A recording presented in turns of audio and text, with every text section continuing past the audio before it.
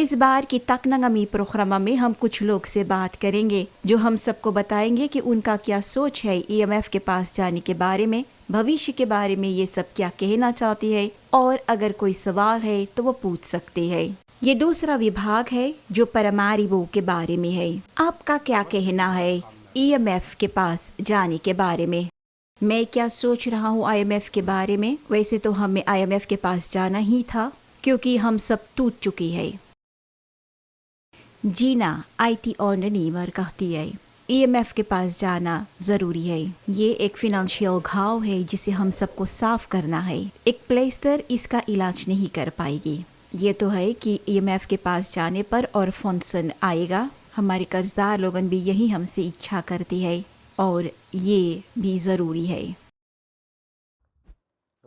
Construction media worker Irwin, अगर मैं सच कहूँ ईएमएफ के बारे में तो ये है कि वह सूरीनामर्स की मदद तो करेंगे, परंतु सूरीनाम की तरफ से ये भी देखना भी ज़रूरी है कि सरकार क्या कर रहा है। हम तो बात नहीं कर रहे हैं एन असरदी के बारे में, परंतु बात हो रहा है 690 मिलियन के बारे में।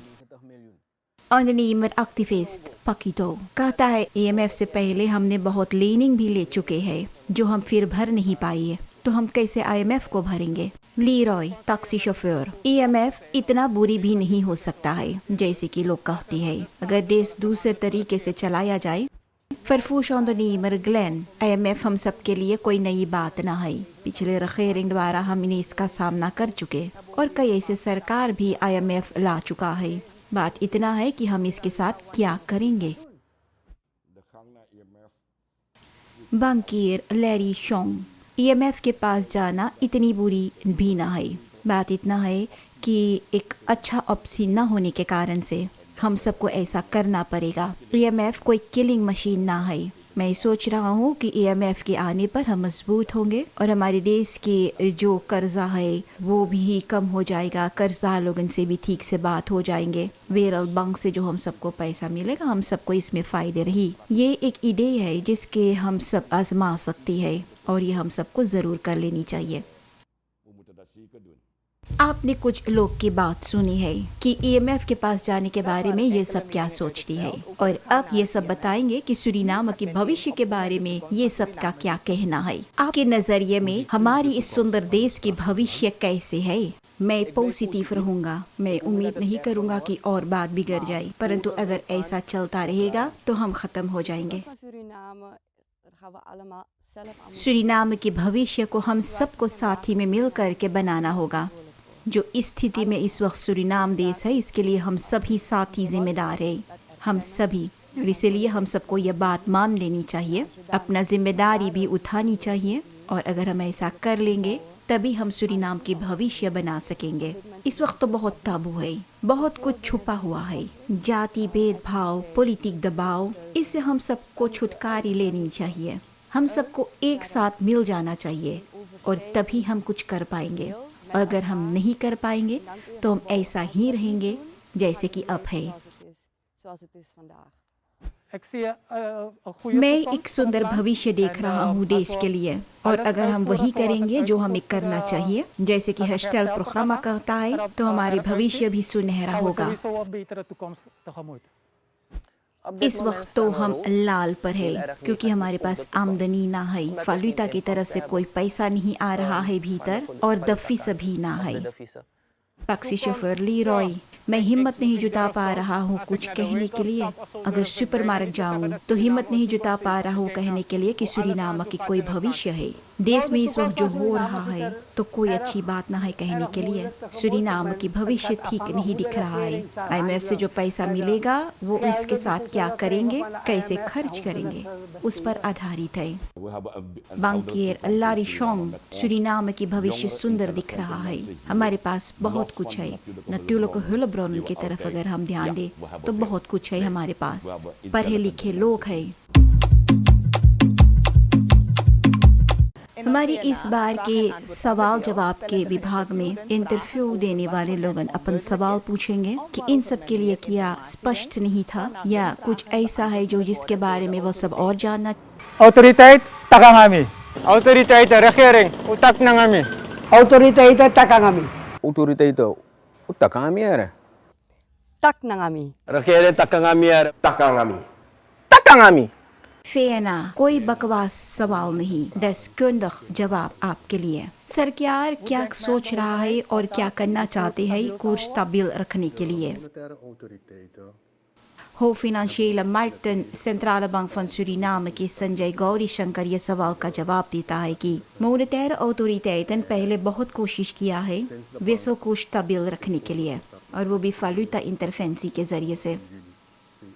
जब से बैंक वाले फ्लेक्सिबल विश्व कोशन के तरफ बढ़े हैं, और वो भी 7 तारीख यूनी को, तो हम सब ने भी अपना मॉनेटाire beleid रामवर्क को बदला है। अब हमारे लक्ष्य विश्व कोश ना है, परंतु पैसे की तादाद, मतलब कि बासिस कितना है पैसा, और बैंक वाले कोशिश करेंगे विश्व कोश को संभालने के लिए, en we zullen de bank और वो भी इकोनॉमी के में जो ज़्यादा तादाद में लिक्विडिटेशन है इसके ज़रिए से।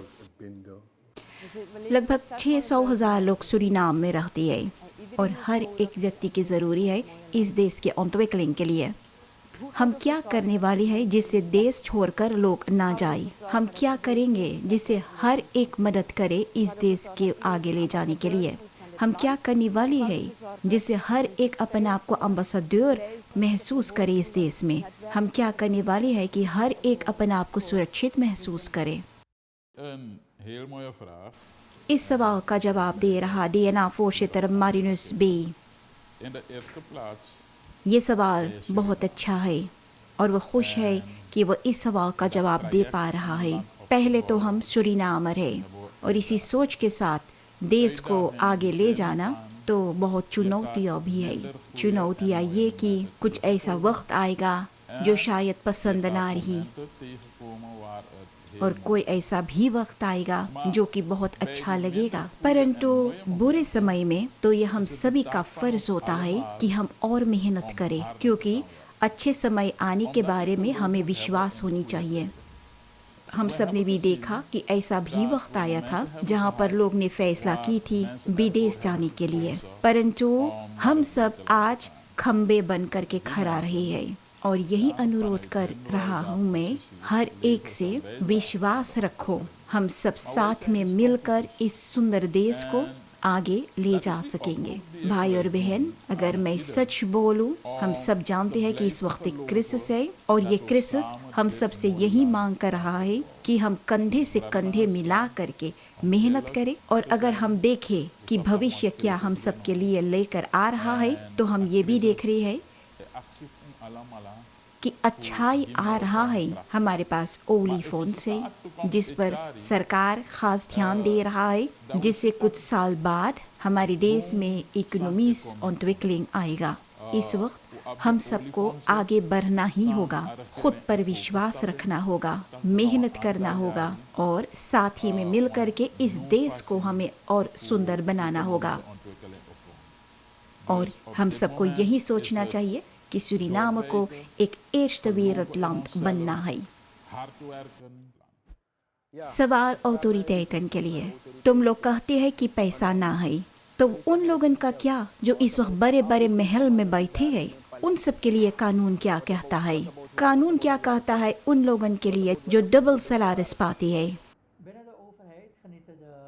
सरकारी विभाग के लिए जो लोग काम करते हैं उन्हें डबल सैलरीज नहीं मिलती है, परंतु ऐसा हो सकता है कि लांसदिनारन अपन अनुभव, अपन ervaring के कारण से उनसे पूछा जाता है, और काम करने के लिए सरकार के लिए, कमीसी verband में काम करने के लिए, या werkgroeps verband में काम करने के लिए, या तो एक टास्क फोर्स में, जिसके लिए उन्हें थोड़ा पैसा दिया जाता है।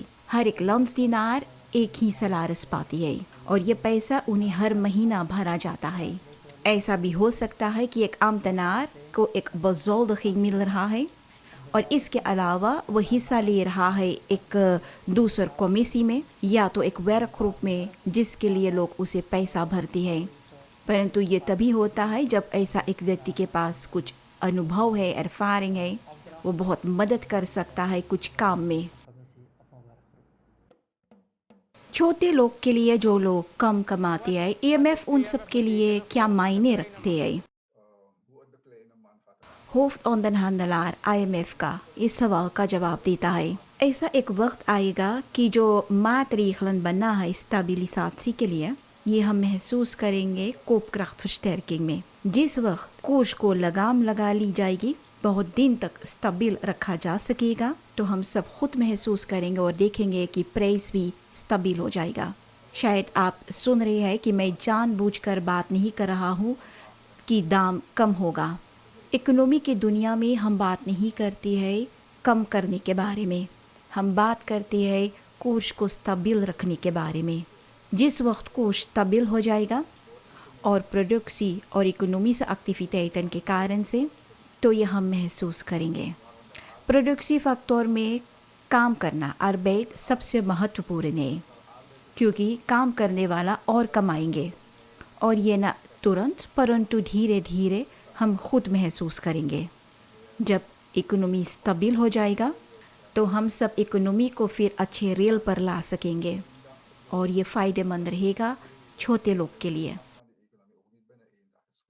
ओली पर क्यों लोग गिरवी नहीं रख देते हैं हमारे कर्जा चुका देने के लिए, जिससे हमारी समस्या एक ही बार में खत्म हो जाए? अल्विन रोजवेल्ट regeringswoordvoerder इस सवाल का जवाब देता है, ऐसा करने से हमारी सभी समस्याएं खत्म हो जाएगा। परंतु हम ऐसा नहीं करेंगे, क्योंकि इस वक्त हम ये नहीं जानते हैं कि जो इस वक्त हम गिरवी रख रही है उसका कीमत क्या है। अभी तो हमें ये जानना बाकी है कि ये सब ओली पतन की कीमत क्या है, कितना तेल है, इसका दाम कितना है, कितने दिन में ये तेल निकाला जा सकेगा, क्या खास भी है वहाँ पर, ये सब कुछ जानना बहुत ज़रूरी है। और अगर हम wereldmarkt प्राइस पर ध्यान दें कि इस वक्त तेल के दाम क्या है, तो हम देखते हैं कि वाकई में इसमें बहुत ज़्यादा कीमत है। परंतु एक बात पर ध्यान देना बहुत ज़रूरी है, अगर हम एक ओलीपत को का कीमत लगा दिया जाए तो हमने अपना कर्जा चुका लिया है उस पैसा से।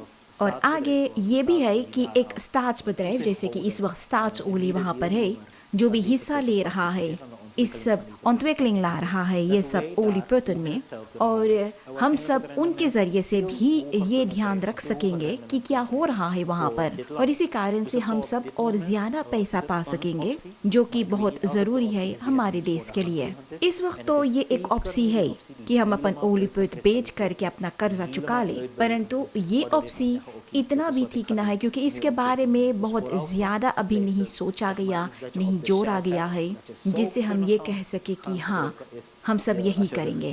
अब के लिए हम ऐसा नहीं कर सकेंगे, परंतु हाँ ये एक ऑप्सी है जिसके बारे में अगर कोई चारा ना रही तो हम उसके बारे में सोचेंगे। मेरा सवाल इस regering के लिए, अगर तुम IMF के साथ काम करोगे, हम उन्हें कैसे वापस पैसा भरेंगे, कौन भरेंगे, कब भरेंगे?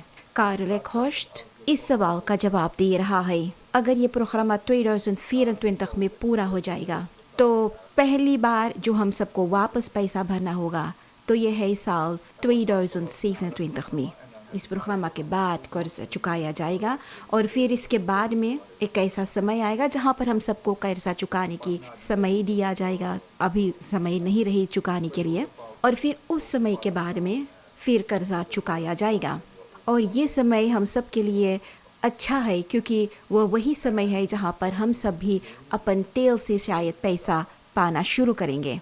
और ये बात भी जानना ज़रूरी है, ये प्रोग्राम शायद हम कह सके हैं कि नहीं हो पाता अगर हम यही जानते कि शायद हम भर नहीं पाएंगे, परंतु हम सब जानते हैं कि हम वापस पैसा भर लेंगे।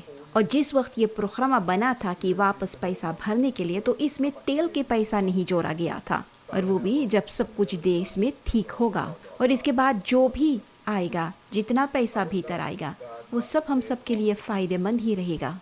अगर हम सबको कर्जा वापस भरना है तो क्या सूरीनाम के रहने वाले लोग इसे वापस भरेंगे?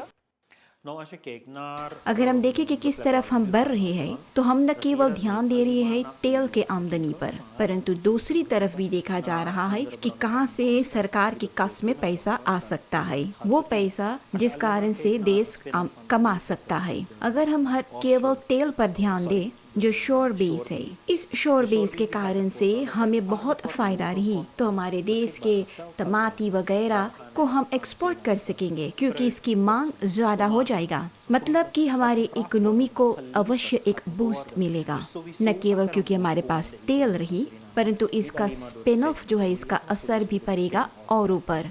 अगर अभी से इन्वेस्टिंग ठीक से किया जाए तो ये 100% कहा जा सकता है कि आगे चल कर के हमारे देश में सब अच्छा होगा। इस वक्त की पोजीशन से हटकर हम एक ऐसा पोजीशन में पहुंचेंगे जहां पर हम एक्सपोर्ट करेंगे। मैं जानना चाहता हूँ कि IMF क्या कर सकेगा मिडिल ग्रोte bedrijven और छोटे bedrijven के लिए।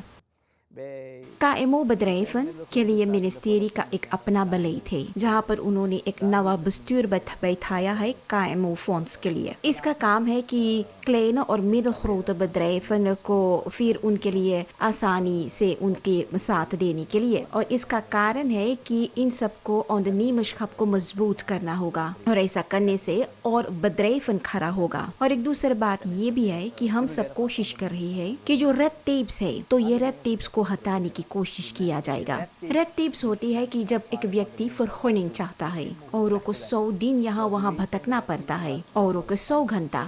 इसमें कुछ स्पष्ट होना चाहिए और ये इस वक्त हो रहा है। और बीते 9 महीना में ये जोरों कोशिश किया गया है कि हर एक व्यक्ति जो फॉरवर्ड के अनुसार अपना पूरा काम कर लिया है 1 महीना के भीतर उसे अपना फॉरहोनिंग मिल जाना चाहिए। 6 महीना के बाद कोर्स की ontwikkeling क्या रही अगर IMF हमारे देश में आ जाएगा।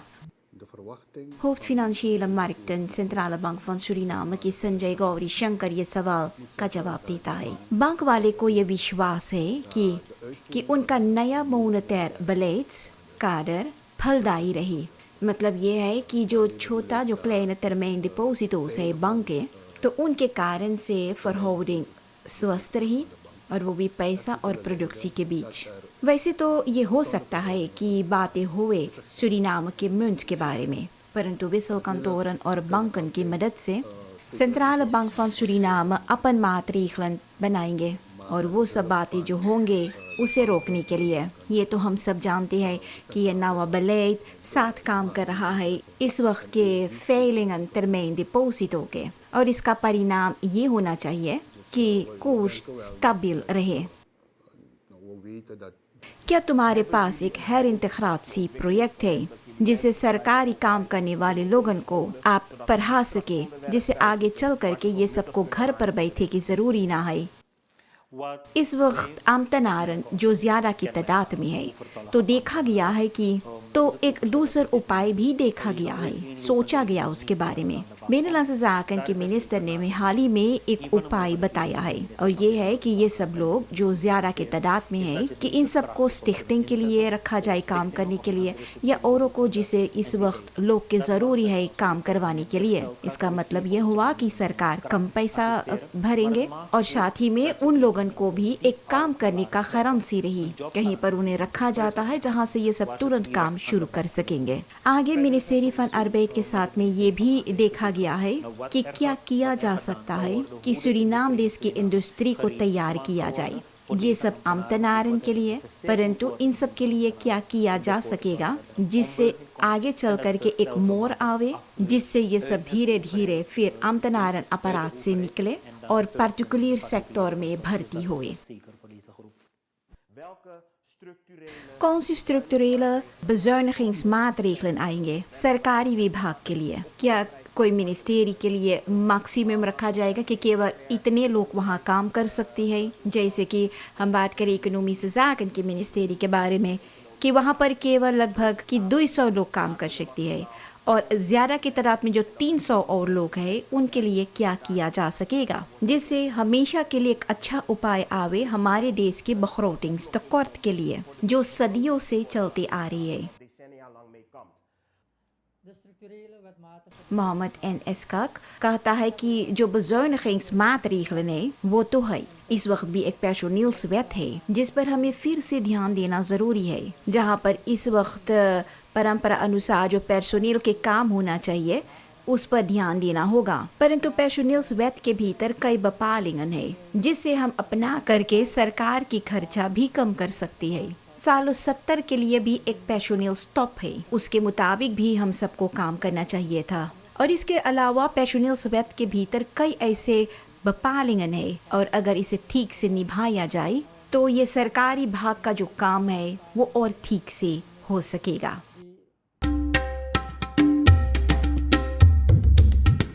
यहाँ तक था ये प्रोग्राम तकनांगामी का विभाग। क्या आपके कोई सवाल है या आप कुछ कहना चाहता है तो आप इसे मेल करें taknangami2021@gmail.com पर और सवाल करने के लिए। तो ये प्रोग्राम ज़रूर देखते रहिए और अपन ध्यान रखिए।